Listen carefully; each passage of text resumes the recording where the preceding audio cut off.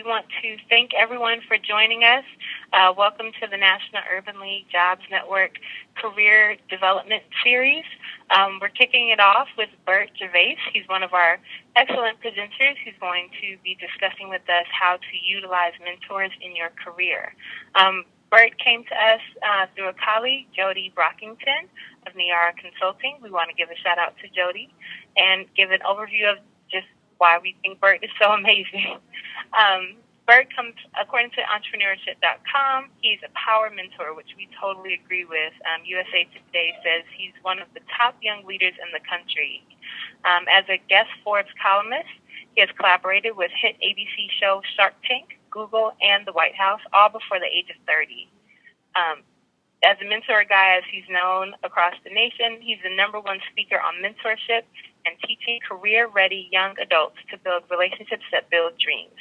He rose from humble beginnings to become the #1 best-selling author of Who's in Your Top Hive.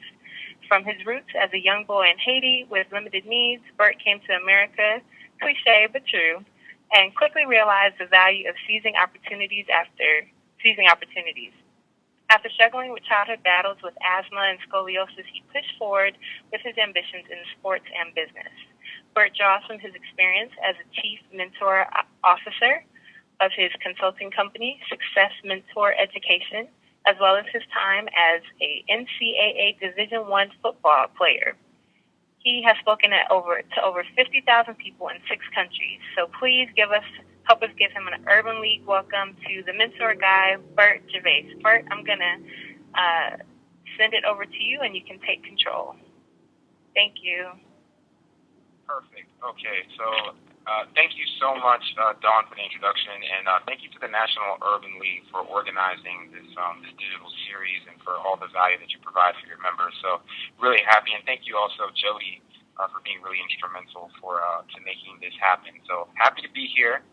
And before I started, I just wanted to bring your attention to something. So as we talked during the presentation, this is going to actually be interactive. So feel free to ask questions. I'll be able to hear your questions. Not hear your questions, but I'll be able to read them.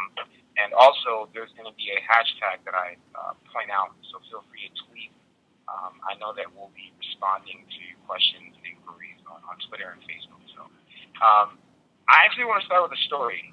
So I was in India a couple years back, and I was doing a presentation. So we got there a couple weeks early, and so we're with the team, and we wanted to go visit this holy land called Vrindavan. It's got triple temples, and we heard a lot of really cool things about Vrindavan. And in our travels to this area, 2 things happened. One, I had something that happened where I was in fear for my life. I was absolutely terrified. And 2, I realized the importance of mentorship. And here's how those 2 things connected.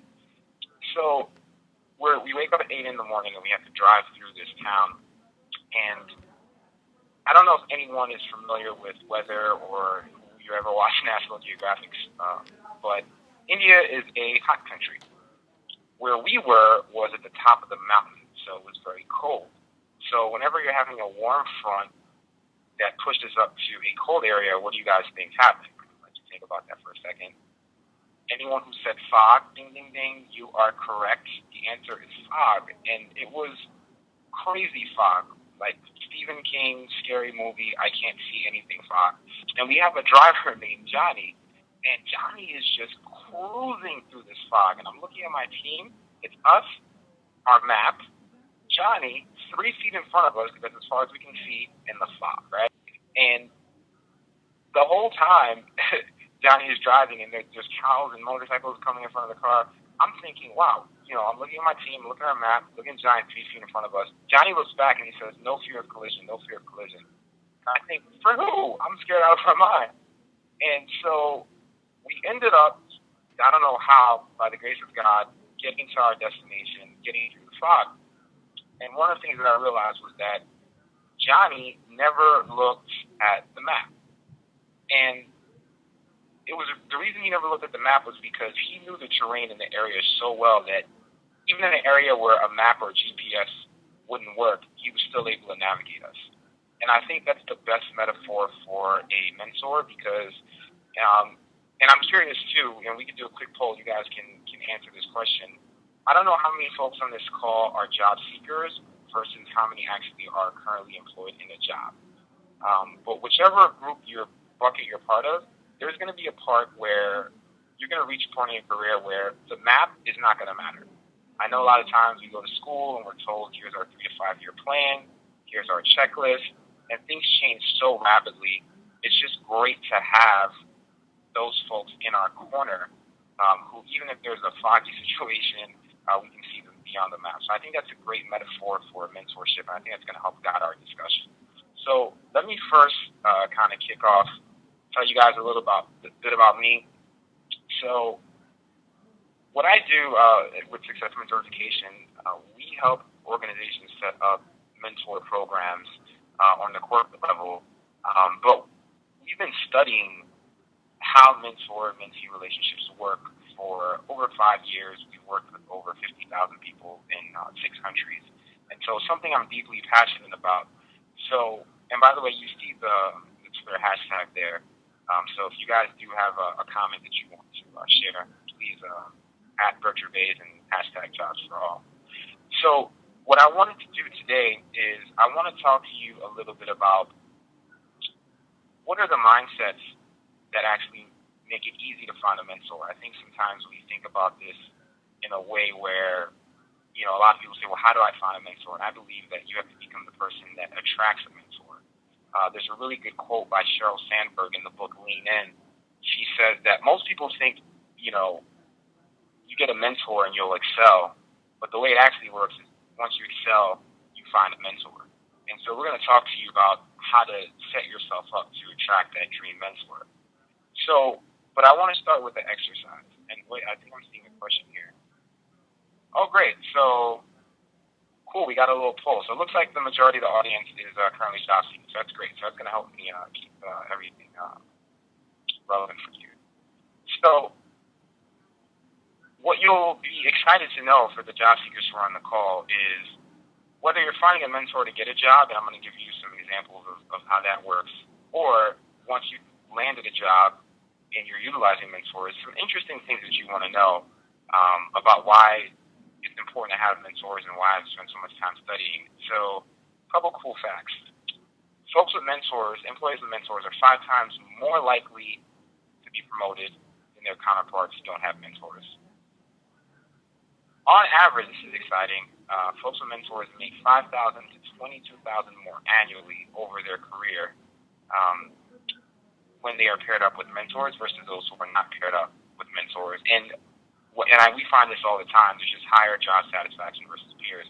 But those are the numbers. But I want to tell you, so I was in Starbucks, and I was overhearing a conversation between a mentor and a mentee. And I know that's kind of creepy, but it's just when you're a researcher, you get excited about these things. But the mentor said something that I thought was beautiful. You could tell the mentee wasn't 100% confident yet. I think he was applying for a job. And the mentor said, you know what? You're like a bottle of champagne. I just want to take the cork off. You're so much more than you think you are. And you can see the visible shift in this mentee's body language. You can see the increase in confidence. And so one of the first things to keep in mind about mentors is that, it's 50% about the knowledge and the advice that you can get. It's 50% about the emotional confidence. So when you reach out to your mentors, one of the first things you want to think about is not just finding someone who has answers, but someone who has the ability to inspire that confidence in you. I think that's one of the best parts about mentors. And my personal definition of a mentor is someone who helps draw out the inner genius that's inside of you already. So, but let's first ask a question to the audience. So I want to do an activity. We're going to skip this step. We're going to get back to this called values voting. So the way we're going to do this, I'm going to ask you guys a question, and if you agree, just type your name, you agree, and then why you agree. If you disagree, type your name, you disagree, and why you disagree. So the question is this, or the statement is this. The statement is, the principal recipient of the benefits of mentoring are always flow from the mentor to the mentee. So basically the statement is, do you believe that the person that most benefits from mentoring is the mentee? And that's how it flows. So let's get some comments here.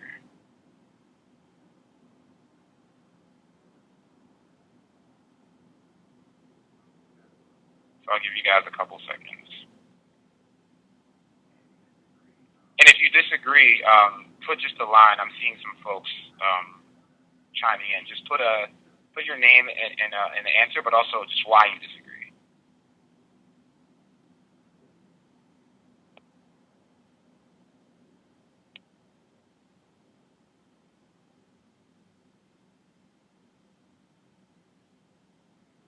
Okay, Arlene is saying, I disagree because the mentor also receives benefits from the relationship. Okay. I'm getting a disagree because I believe our relationship should be mutually beneficial by Carmen. Let's get, for devil's advocate, let's get an agree. Does anybody agree? Okay, Arthur Smith said the mentee benefits.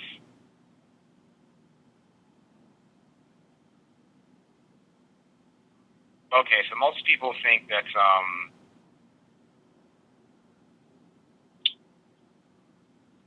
so most people are disagreeing. They're saying that in the beginning it may appear to be that way, but at the end of it all, the mentor can benefit also. Okay, so let's look at that a little bit. I'm going to ask you a second statement, and I want to get your feedback. So let me know if you agree or disagree with the statement. My mentor is older, more experienced, and wiser, so I expect them to always have the right answer to my question. Do you guys agree or disagree with that?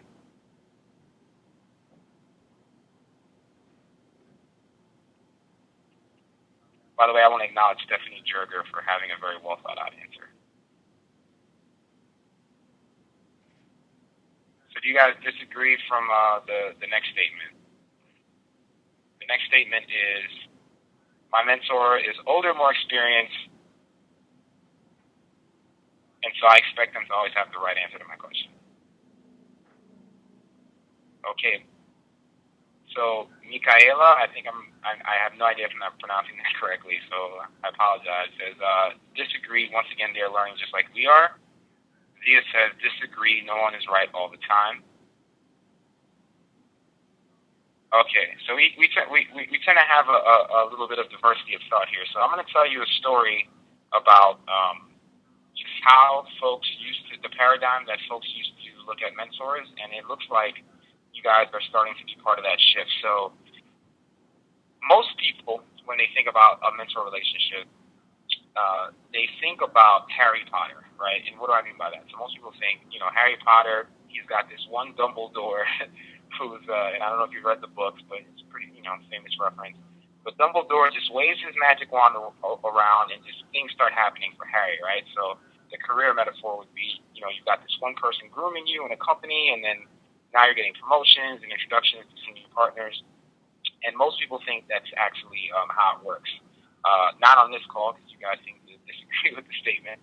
But it's shifted, and I want to explain the shift so you can have a context for our call. So it's no longer that way. It's more like the Verizon guy, right? It's more about having a network. So the ideal mentor is really 4 to 5 people at different areas in the corporate ladder, right? And by the way, I don't know why this is random, but every time I see the cancel you can't do sign, I think of Ghostbusters. So. But, to give you a little bit of example of how this works, why it's important to have many mentors, this is me kind of growing up in Haiti. And so this is me today, and you don't just wake up in a Cosby sweater and pink socks and a best-selling book in a consulting company that works with Fortune 500 companies. There's different people that help you along the way. So I'm going to share with you a couple different mentors that I've had and why I use the Verizon having a network of mentors example. So one of my first mentors was a professor. His name is Angelo Mastrangelo, one of the top business professors in the United States, as ranked by CNN Business. And he was instrumental because he helped me find my purpose. And literally his give to me was he helped me develop into the person I am today. I was in college, and I wanted to be a lawyer. I was really living my parents' dream. And speaking to him, he actually helped me get out of my political science classes and get into business classes, even though it was late in the game. I think I was a junior or senior. And he got me into one of his classes. I won a business plan competition, which he helped me with, and that really got me into business. This other gentleman is Michael Simmons. He has a very prestigious organization called Impact that supports entrepreneurship. I traveled around with him for 3 years, and he really helped me develop my professionalism. And he's one of the reasons why I'm doing workshops and training today. And he's only a couple years older than me, so you're going to see there's some variations in terms of age, gender of my different mentors, and I'll explain to you why these different perspectives are important. Another mentor that I had was, this is John Hines. He actually coached me on how to write my book. He was a best-selling author when I met him. He's the person who inspired me to write my book on mentorship. And he's also a life mentor. So, we've got kind of this Mufasa professor mentor. We've got the step ahead mentor who's a couple years ahead of me. Then we have a life mentor with a little bit more breadth of experience. And we talk a lot about personal development. We'll read a book together and have dinner and talk about what we learned. And then lastly, I have an expert mentor. So this is Dina. She's worked with a lot of experts for branding, positioning, even worked with celebrities. She's actually the one who inspired me to, along with Mike actually, to start writing for Forbes. And she's one of the reasons why I got my first Forbes article published, and now I'm doing a series. So what's important here is that mentors take different shapes and sizes, and it's not about finding that one Harry Potter mentor. It's about finding different types of mentors. So what I want to do right now is I just want to ask really quickly, and you guys can use the chat feature. Can you guys share some examples where you've had mentors that were maybe close in age, older in age, or any mentors that fit this framework? Maybe they were just specifically an expert in one area. Maybe they were a life mentor. Can someone give an example of a mentor that they've had? And I'll wait for you guys to chime in.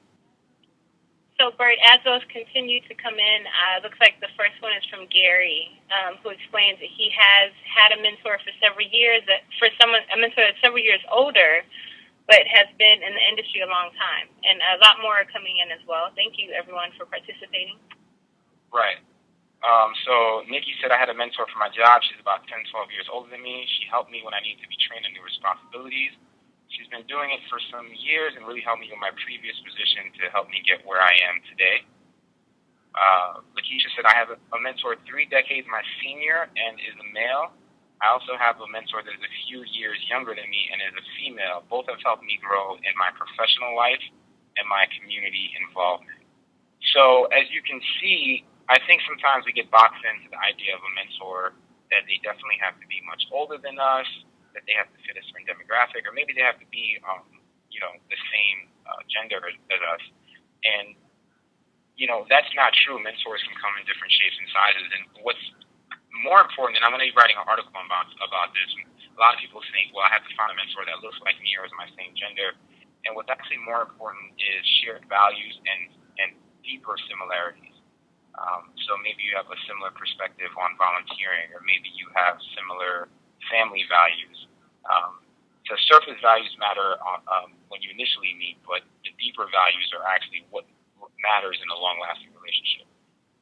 So thank you, folks, for sharing. So I'm going to share with you some mindsets. How do you become the type of person that attracts mentors? So one of the first things is, in a mentor relationship, you want to act like a host and not a guest. So what do I mean by that? So at a dinner party, who sets the agenda? Who says, here's what we're having for dinner, here's the appetizer, the host, or the guest? It's the host, right? Usually the guest just consumes. And, that's the person that comes through. You see the person in the back eating all the chips. So you don't want to be the person in the back eating all the chips in a mentor relationship. You want to be the host. So what do I mean by that? So, for example, how can you set the agenda? So one great way is, let's say you're reaching out to a mentor, and you want that mentor to give you an introduction to someone in the company you want to work for. Instead of letting them guess why they should introduce you or how you're qualified, write that email up front. Say, I like this introduction. Here are 3 reasons why I think the introduction makes sense. and here's a forward-ready email that you can copy and paste to introduce me to that person. Or another example you can be of being a host instead of a guest is if you reach out to a mentor and you want to set some time, don't say, hey, can you meet in March? Say something like, hey, here are 3 dates that I'm available to meet. Do any of these days work between 11 and 2? I'm happy to work around your schedule. So you're making it easier for the mentor to help you. You're making it easier for the mentor to help you. So that's called acting like a host and not a guest. So one of the easiest ways to prepare yourself for a mentor relationship, and I think a lot of people focus on what happens when you get the mentor. I think there's not enough focus on the pre-work. Is what I call the gap. And the gap is very simple. It's called give, ask, plan. So you basically want to think about when you have a mentor, how do I give it to this person? How do I give in this relationship? Ask is simply, what is your specific ask? Here's what a mentor wants to know. A mentor wants to know, what do you need from me? How long is it going to take? And what is it about my specific expertise that makes me qualified to help you? Those are the 3 things that they want to know, and you want to be able to answer that with your gap plan. So plan is whatever project that you want to work with your mentor, and I'll talk to you about why the word project is important in a second. You want to have a timeline and how you plan to get there. So I'll give you an example of a case scenario. So let's everyone take a second to read this case scenario. Well, I'm going to read it. I mean, you can read it along with me. So Shanna and Beverly first met at an Urban League national conference and kept in touch, periodically sending her relevant articles and updates. Before Shanna applied to IDEO, the famous product designing consultancy, she asked Beverly, a former IDEO employee, what the company would perceive as her biggest weakness. Her answer, are you actually creative? Shanna panicked as she realized she didn't have a portfolio and that she came from supply chain. Beverly encouraged her to still apply, but first think through the way she could demonstrate her creativity beyond a resume. Result, instead of filling out their application, I decided to make a book, Shanna shared. I spent 10 hours in 4 different airport baggage claims, interviewed 23 people, and put together a book on Snapfish about how I would improve baggage claims. I got the internship. So I'm going to go back out to the audience. So after reading this case scenario, this is based on a real story, by the way, how did Shanna use the gap plan on her mentor? From Michaela Allen, she saw the give in terms of staying in contact, and she saw the ask in terms of Shanna asking for advice, and Valerie responded, as well as Miss Cameron Curry. Do you see those there? Yep, I see that. So Shanna presented information about her experience, and then she presented information to back up her claim. Great. So she crafted a plan based on Beverly's advice. Right. So, and someone Arlene actually got the ask perfect, which is she asked her mentor specific questions about her perceived weakness, which is a very subtle question to ask, but a great question to ask as a job seeker is you imagine having that upfront knowledge about the culture and what they're going to ask you. And I think that's why it's beneficial to have a mentor going into a job seeking situation. But I want to break down this scenario a little bit. So one of the things that I think is really important is, so Shanna met Beverly at a conference, but you see that they kept in touch, and she would send her relevant articles in her industry before Shanna ever asked for anything. One of the things that I want you to think about whenever you make any connection is the first person to ask for something in a relationship is in second place. And so when you meet folks, your first inclination should be, how can I give to this person? And a lot of times we think, well, what can I do? They're an experienced professional, they've got all these accolades. But even in this situation, Shanna was, it's implied that she was younger, getting out of college, and that Beverly was more experienced. She was just sending her relevant articles in her industry. There's a lot of programs where, you hear a lot about reverse mentoring now, where a lot of senior professionals are tapping into younger junior professionals to understand social media, or maybe they want to know what's trending. A lot of design firms are doing that, right? Because it's their business to know what's trending. So what I want folks to think about is, what are some ways that you can give in a mentor relationship when you first meet them? So I know I'm going to go into the next, this will come up in our next scenario, but in this previous scenario, I think what's important to take away was the ask was very specific and related to Beverly's experience. Beverly had previously worked at IDEO. She'd be the best person to ask about the culture of the company. She wasn't asking someone who worked in marketing. She asked someone who previously worked in IDEO, right? And her plan was, I need to come up with a plan to demonstrate my creativity beyond my resume. And so that was the plan. They probably set up a timeline for that, and what she ended up executing was the book. So that was a great example. So I want to talk to you a little bit about the difference between a mentor and a sponsor, because this comes up a lot, and I think we should know the context for this, because if you're looking for folks to advocate for you, which there wasn't exactly advocacy in the last example, but in the next example we're going to talk about, there is. So the big difference between a mentor and a sponsor is, I want you to think about it this way. A mentor, remember I told you, is someone who has knowledge and experience that they can share with you. They also give you emotional confidence. But it's really a developmental relationship. They're there to help you develop, but the key difference is they are not a stakeholder. A sponsor is a stakeholder. So what do I mean by that?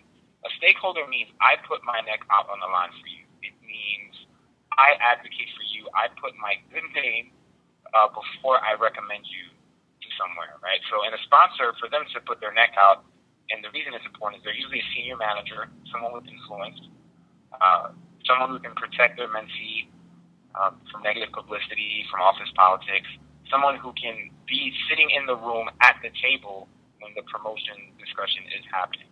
So if the person is not at the room when that conversation is happening, they're probably not a sponsor, they're probably a mentor. So you can look at this slide for the key differences. When you review this, the big thing to keep in mind is that a sponsor is a stakeholder and a mentor is there to help you develop. So I want to give you a second scenario to help you understand that. So read along with me. I'm going to read this. So Leslie Chan, a prominent managing director for a private equity firm, was the first person Derek worked for 3 years ago. Back then, he was an ambitious analyst for a major financial services company. Although they had not communicated in a while, he recently left his firm very confident that Leslie would recommend him for a vice president position at a rival firm. Her words in the meeting sunk him. I'm not ready to introduce you to my partners for an interview. You were good when you worked for me, but I'm not sure you ever reached the plateau of greatness you were capable of. A dejected Derek left the meeting confused. In his mind, it was impossible that he had not grown in the 4 years since he last worked for Leslie. So, give you guys a second to process that for a second. So the question that I want to talk to you about this specific scenario is, what do you think Derek could have done differently in this relationship?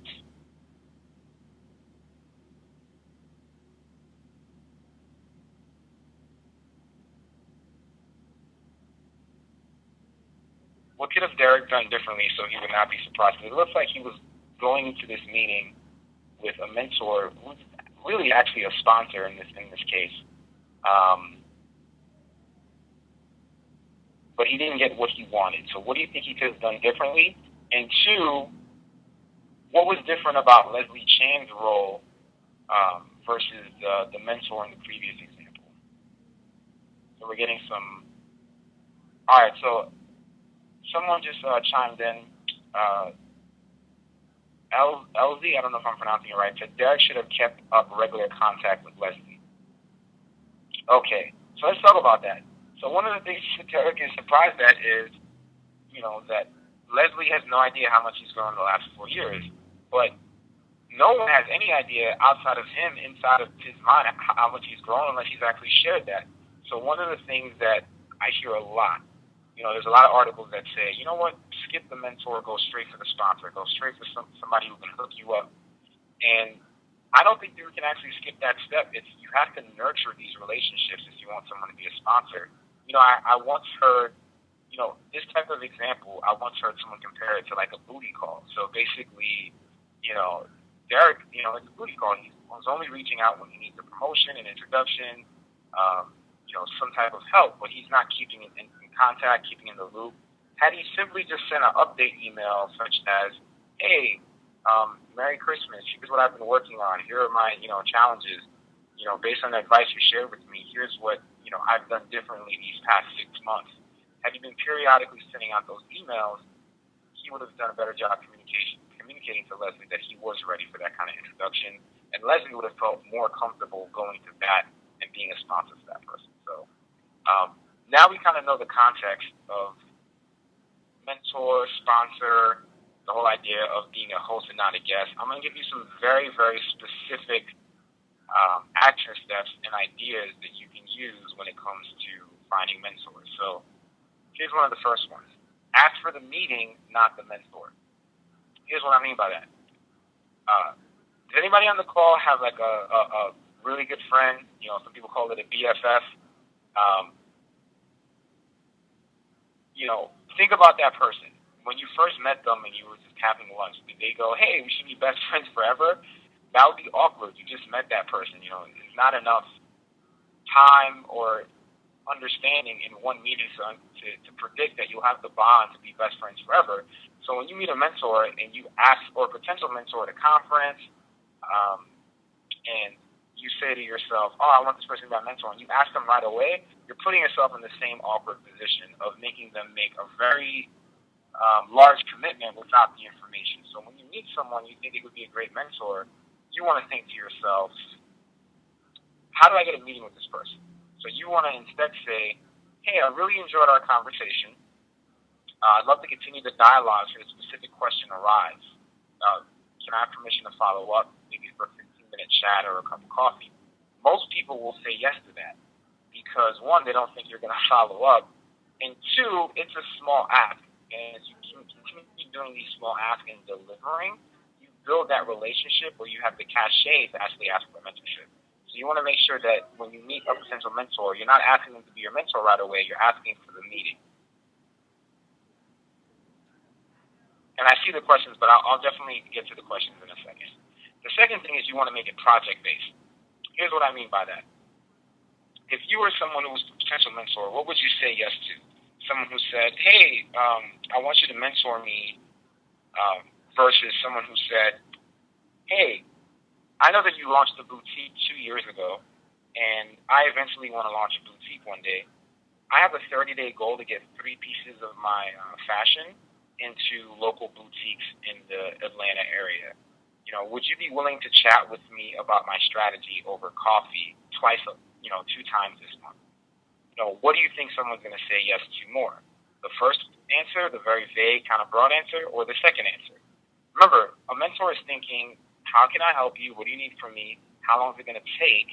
And what is it about my specific experience and expertise makes this a relevant conversation? So when you make it project-based, you give yourself a much higher chance of getting a mentor. So what I want everyone to think about at the end of this call is, what's a 30-day project? What's a 30-day project that you can approach a mentor with? So if you're a job seeker and you want to get some information about a specific industry, or maybe you want to make contacts in a specific company, a 30-day project could be, okay, I want to have 3 informational lunches in the advertising industry and get, 2 warm contacts. So maybe you reach out to your alumni office, and then you find someone who works for a company you're interested in, or someone who's in that industry, and you say, hey, I'm working on this project in the next 30 days. Would you be willing to have a conversation with me about my strategy? And when they get comfortable with you by the second meeting or third meeting, then you can have the comfort level to say, hey, would you mind sharing your contacts? So you want to definitely make it project-based. This is a really important point. I don't have too much time to cover it today, but one of the things is, this is one of my pet peeves. I notice this a lot with a lot of the folks that we coach, especially ambitious folks. So a lot of times when we reach out to mentors, there's this tendency to want to show them how impressive we are. There's this tendency to want to show them how smart we are. So most people will communicate above this is an iceberg, right? So 1/7 of the actual iceberg is above the surface, 6/7 is below. So above the surface, that's our surface self. That's, this is me, this is my representative. But below that line is how I actually feel, what my actual challenges, my struggles, my anxiety, my fear. And most people stay above the line. What I found to be the most successful is the level of vulnerability in below the line conversation. So I've actually said to mentors before, hey, I'm having this business challenge. I honestly, I've thought about this challenge, but I don't know where I'm going, and I think I'm maybe making a mistake. What would you do if you were me in this situation? And I've gotten a much better response just by being candid and honest and being below the line than by trying to spend the time, impressing my mentors. And, I think it's great to share updates when you have wins, but it's also important to be able to communicate below the line and say, hey, here's where my challenges or my struggles are. Kind of like you remember the earlier case scenario where the lady said, what do you think my perceived weakness will be when I apply to this job? If she just focused on all the great things on her resume, she never would have got the idea to do the project to make the book, and she would not have gotten the internship. So you want to think about, how do I actually operate below the line? So this is an interesting, because one of the questions that comes up a lot is, well, what do I say, when I meet this mentor and we're having coffee? So for those who need some structure around this, there's a really cool framework called FORM, and I love it because it's easy to follow. FORM stands for Family, Occupation, Recreation, Motivation. So it's from a book called Turn Small Talk into Big Deals. I'll give you an example of how this works. Let's say that you meet,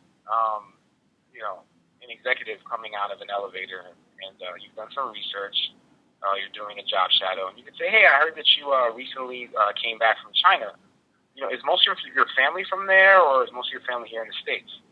And they might say something like, oh, actually, half of my family is there, half of my family is in the States. If it was me in the scenario, I'd say, wow, that's really interesting. Half of my family's in Haiti, and half of my family's in the States. I actually feel bad because, to be honest with you, I'm longing to go back and visit my family. All of a sudden, instant rapport, instant connection, just because I followed this framework. So if you run out of things to say, and everyone on the call, I'm going to send you guys the slides and also a worksheet to help you think through your 30-day project. But this is a really good framework I found to build rapport in conversations, because you don't want to just have your mentor relationship be just about this person can help me get an internship, get a job. Try to get 2 non-work related facts about them, because it gives you an opportunity to follow up. So I'll give you an example. I had a lady call me one time and say, hey, Bert, I'm having lunch with the head of a really big magazine that I want to work for. What do I say to this person? And I basically told him to ask questions to find out a little bit more about them. She found out that this person was a Jets fan, and she had a 3-year-old niece. And so with those 2 pieces of information, I had her send an email, asking again if a specific question arises, if she had permission to follow up. But also, she sent her an article saying, hey, I found this really cool education on early, learning techniques for pre-kindergartners. Thought you might appreciate it for your niece, Kayla. And so this is an opportunity for you to build relationships. So that's why this area is important. So a lot of people who use Form on me figure out that really quickly that I'm a big runner and I'm training for my first marathon. So I've actually had mentees send me articles and tips about running. So yeah, that works. So what kind of mentors do you need? I would say that you want to think about, when you leave this call, how do I get a step ahead mentor? Especially folks who are job seekers. How do I get someone who's been working in my industry that I want to work in for 2 or 3 years? Someone with 10 years is great, but someone who's been working in that industry 2 or 3 years, they've recently solved the problem that you're going through now, right? So they have a unique perspective. I had this lady one time who said she couldn't find the ideal mentor, and I said, well, why? She said, well, my ideal mentor is the CEO of Starbucks. So I said, well, what do you want to do? And she said, well, I want to start a local coffee shop. And I thought to myself, well, the CEO of Starbucks is actually the worst possible mentor. He hasn't started a local coffee shop in years. He's thinking about how do I get my franchises to Italy and to get the baristas to respect my coffee. So the ideal mentor for her is a step-ahead mentor who opened a coffee shop in a neighboring town 2 to 3 years ago. So that's how you want to think about that. Another type of mentor that you need, I call it a Mufasa mentor. Did y'all see The Lion King? Remember that scene where Simba is talking to Mufasa? He's in the crowd. He's like 30,000 feet above, and he's giving him advice. You need someone who has that same position, right? So someone who's just been through it all, maybe closer to retirement, because one, they're not competing against you. Two, folks at that space generally want to give back, and they can have a global view of your career, 5 years out, 10 years out, that you just can't see because you're looking at everything 3 feet in front of you. And then lastly, you want to get a sponsor. So someone asked a question about getting a sponsor as an entrepreneur. I'm going to take questions in a few minutes, so we'll get to all your questions. But a sponsor, as I mentioned, is someone who's actually at the table who can advocate for you. Entrepreneurs with sponsors, are 7 times likely to get funded and have 3.5 times higher user growth. So now you're seeing a lot of organizations like Techstars, Startup Weekend, Y Combinator, that are literally set up to be incubators with built-in mentorship. Mass Challenge in Boston. I can send you guys if you're interested in some of these entrepreneurship mentor programs. But what's key about all those programs is it's built-in mentorship, but also sponsors. The mentors that they have are so highly connected that a lot of times you start a business and they're introducing you to customers and vendors that it would have taken you 5 to 10 years to get on your own. So you want to think about, how do I get someone who's actually sitting at the table? So just to kind of close things out, I'm going to follow up with all of you by sending you a survey. We'd love to hear what you thought about this presentation, how it could have been improved. But also, I want to give you all a challenge. This is not just about, okay, great, you know a little bit about mentorship, I'm excited. I'm really generally interested in success stories and you succeeding. And so I'm going to send all of you a gap worksheet that helps you analyze, your give, your ask, your plan. I want all of you to first select the 30-day project. I know there's a lot of job seekers here, so maybe a 30-day project could be related to the industry that you want to eventually work for. And I want you to work on getting, once you complete your gap worksheet, one warm introduction.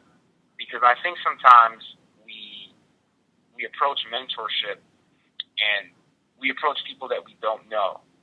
And that can work, and I can give you email scripts for that. But I think my best success has been when I build relationships around the people that I want to mentor me, and I get that warm introduction, because that goes so much further. So that's my challenge to you for 30 days. And so I want to now open it up for questions. And by the way, the best way to stay in contact with me is definitely tweet me at Bert Gervais. I'm really responsive to Twitter, so feel free to, and I'll send all my email information. So I want to open it up to questions. So what are some questions all of you have?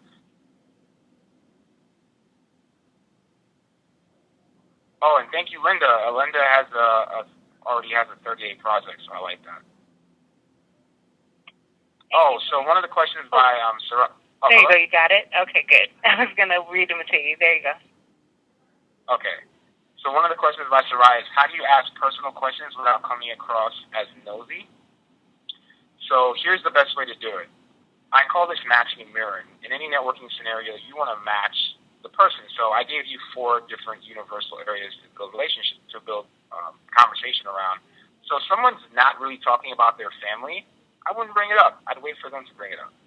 So one great question you can ask that gets people to open up and lets you see how far you can dig deep is, how do you spend most of your time?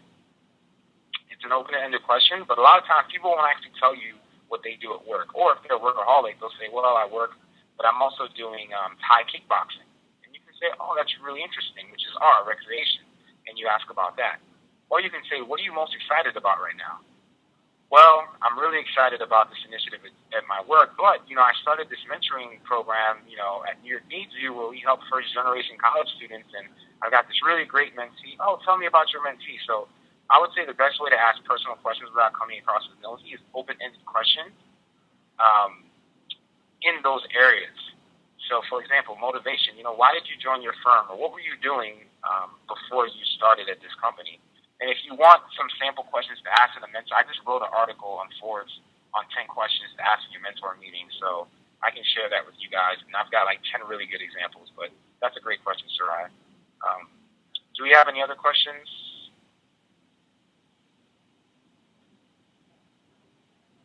Hold on, let me go to chat.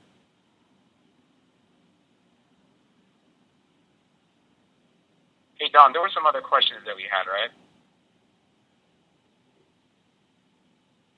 Okay.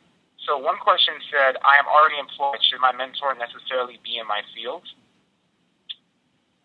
That's an interesting question. I would say you want mentors inside your company, but also outside your company. And they don't necessarily have to be in your field. I think what's important is shared values. You want them to actually be somewhere that you want to be, right? So let's say that you eventually want to transition careers. Or let's say you want to be someone who can manage a career and a personal life. So maybe you're not even reaching out to them for, well, how do I become a better advertising executive? You're just reaching out to them to ask them, how do I become a better and more effective executive? So I don't think your mentor should necessarily be in your field. It really depends on your goal. It depends on your gap plan, right? What is your ask? What's your plan to get there? If you're focused on, getting promoted in your industry, then it's great to have an industry mentor, but I don't think you should limit yourself to just, and I actually encourage you to get mentors outside your industry and also outside your company. Because sometimes they can actually have a view where they can see your blind spots because they're not so indoctrinated in company culture. So we're getting some more questions. Yes, Michaela, I can email you that article. I can include in my email to all of you, I'll include the link to the article. So someone said, how can you transition away from a mentor-mentee relationship that's not providing any new leads without coming across as ungrateful, unappreciative? That's a great question. That's a dicey one because the research shows that 80% of mentor relationships that just drift away where there's not a formal end, it tends to be negatively by one party, the mentor or the mentee. So it's easier in a formal program to have that conversation. Okay, this is how our relationship is going to transition. I think in an informal mentor relationship, I think you hint at it. Great experience talking about it directly. I would say something along the lines of, I really appreciate all the help you've been able to help me with these last 2 years. I'm really excited of what we've accomplished together, and I just really wanted to express gratitude and just maybe kind of have dinner with you to celebrate all of our achievements. So I would have maybe just like a celebration meeting, and in the celebration meeting, kind of have the aura of we've completed something together without saying our relationship is complete. I would say things like, I'm really happy to transition into a friendship role, and I'm happy of all the things that we've accomplished. I wouldn't necessarily say that, hey, this is not fruitful anymore, and I'm going to get a higher powered mentor. I don't know if I'd go that route, but I think you should have a celebration. We've completed this together, kind of. So Cameron asked, how to get in touch with me. Okay, yeah, sure. So I'm going to type my Twitter here, and I'm going to type my email as well.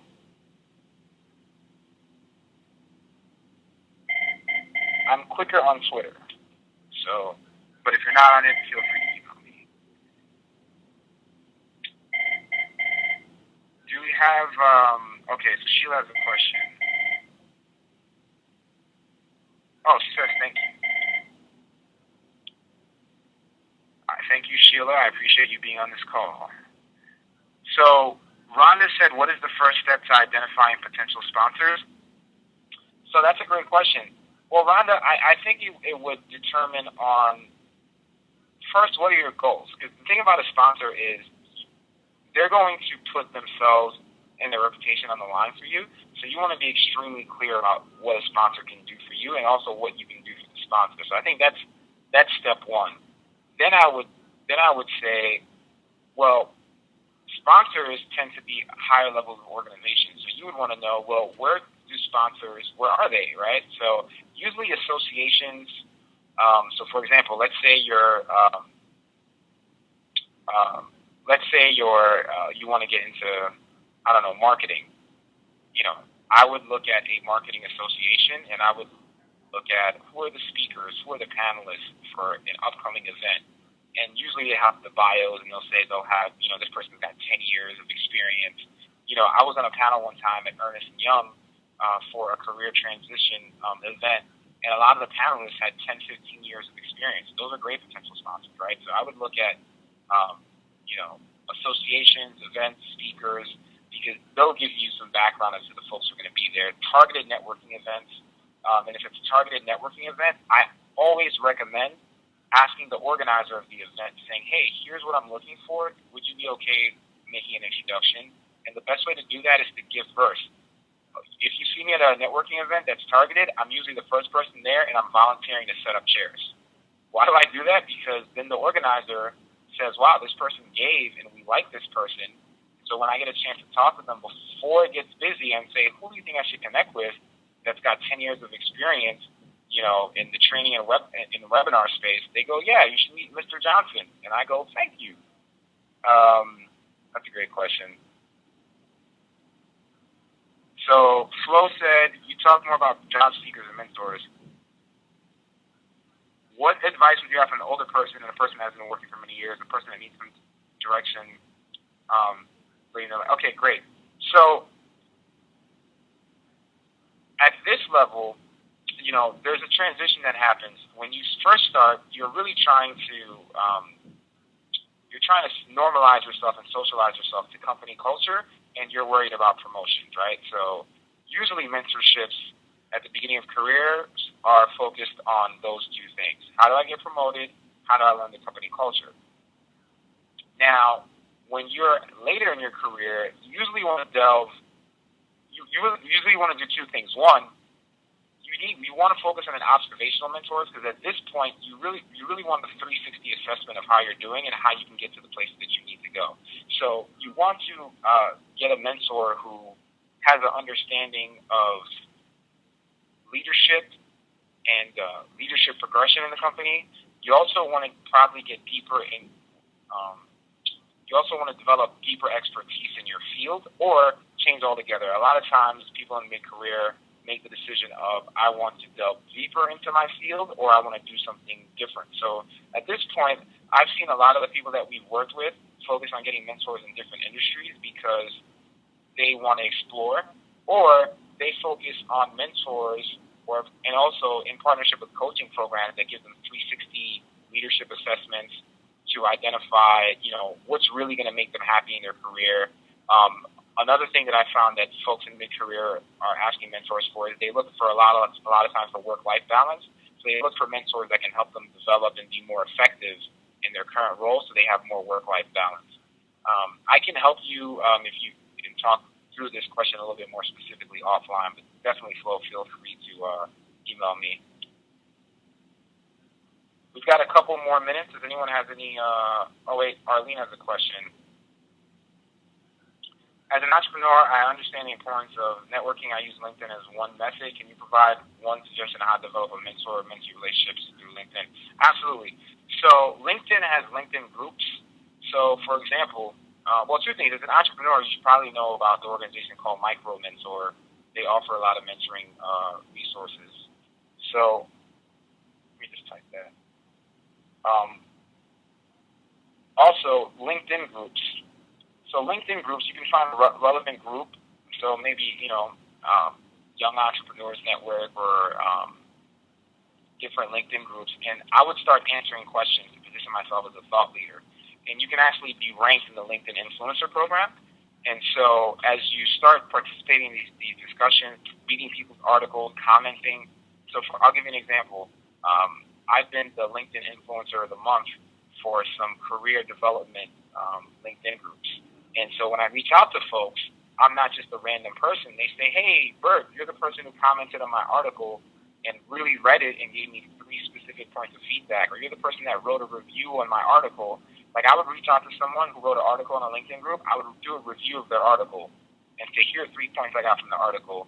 I'm going to share it with my network. I promise you that person will want to have a conversation with you because, we're egotistical, it's right, or we want to know what people think. And so that's a great way to give and start building relationships. And as you keep doing that and mining those LinkedIn groups, I would then say, hey, I really appreciate our back and forth. I have some specific questions. Can you do a 15-minute call?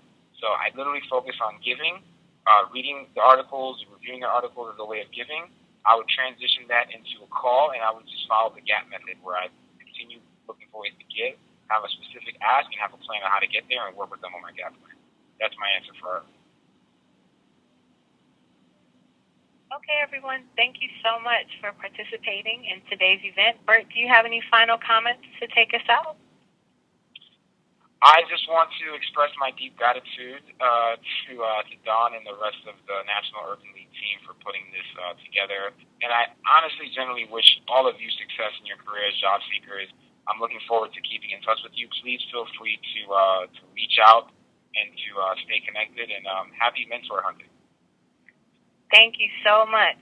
Thank you, everyone, for participating today. We had a great presentation.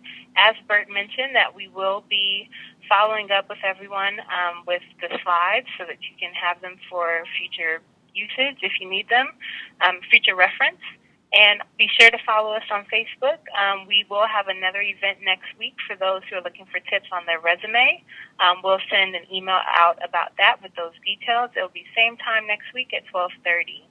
If you have any additional questions for the National Urban League, feel free to contact us at JobsNetwork@NUL.org. That's Jobs, JOBSNETWORK@NUL.org. Feel free to call the national office if you have additional questions. Thank you, everyone. Take care. Bye-bye.